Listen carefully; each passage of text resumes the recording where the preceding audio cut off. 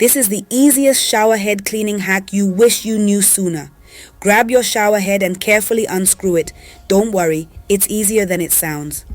Next, we'll need a plastic bag. Make sure it's sturdy, not one of those flimsy ones.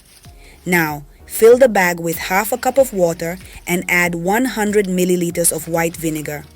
Then submerge the shower head in the bag. Once that's done, tie a secure knot or use a rubber band to seal the bag.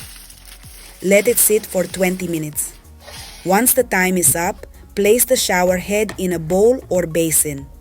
Rinse it thoroughly with hot water. You'll notice a lot of debris coming off. If necessary, use a toothbrush to scrub the remaining stubborn spots on the nozzles. Your shower head will be spotless and good as new.